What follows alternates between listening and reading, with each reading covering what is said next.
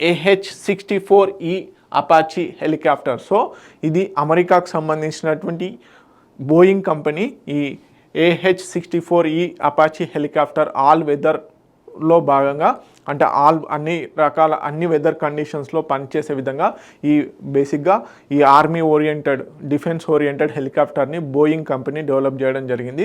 So అయితే గడిచిన కొద్ది కాలంలో భాగంగా యాక్చువల్లీ డీల్ చేసుకుంది ఇండియా అమెరికాతోని ఈ AH-64 అపాచీ హెలికాప్టర్స్ మాకు కావాలని. కాకపోతే 15 months డిలే తర్వాత మనకి రీసెంట్గా ఈ AH-64E అపాచీ హెలికాప్టర్స్ ఏవైతే ఉన్నాయో వాటిని డెలివరీ చేయడం జరిగింది. ఓకే, సో అందుకని చెప్పేసి న్యూస్లో ఉంది. సో చూద్దాం. First batch of AH-64 Apache attack helicopters ఏవైతే ఉన్నాయో ఇక్కడ చూడండి, డిఫెన్స్లోనే అటాక్ హెలికాప్టర్స్ ఇవి. సో ఇవి డెలివరీ అవ్వడం జరిగింది ఫస్ట్ బ్యాచ్లో భాగంగా.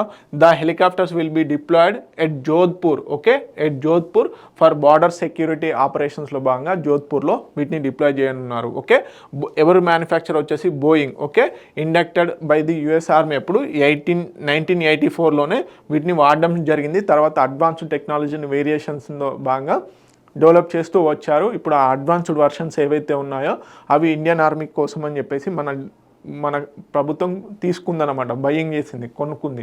సో వాటికి సంబంధించిన ఫస్ట్ బ్యాచ్ వచ్చేసి 15 నెలల డిలే తర్వాత ఇవ్వడం జరిగింది. ఓకే, దీని యొక్క స్పెషాలిటీస్ ఏంటి? Multi role combat helicopter developed by Boeing, build for high intensity warfare కోసమని, especially network centric and multi domain environments ఏవైతే ఉంటాయో వాటిలో భాగంగా ఈ కాంబాట్ హెలికాప్టర్స్ ఏవైతే ఉన్నాయో, యుద్ధ హెలికాప్టర్స్ ఏవైతే ఉన్నాయో వాటిని వాడడం కోసం అని చెప్పేసి డీల్ చేసుకోవడం జరిగింది. ఓకే, సింపుల్గా క్వశ్చన్ ఏమని అడుగుతాడు, AH-64E అపాచీ ఏదైతే ఉందో ఆ హెలికాప్టర్ ఏ దేశం నుంచి దిగుమతి చేసుకుంటుంది ఇండియా అంటే యుఎస్ నుంచి. దాన్ని డెవలప్ చేసింది ఎవరు అంటే బోయింగ్. ఓకే, తెలుగు మీడియం అభ్యర్థులు ఎవరైతే ఉన్నారో ప్లీజ్ నోట్ ఇట్ డౌన్.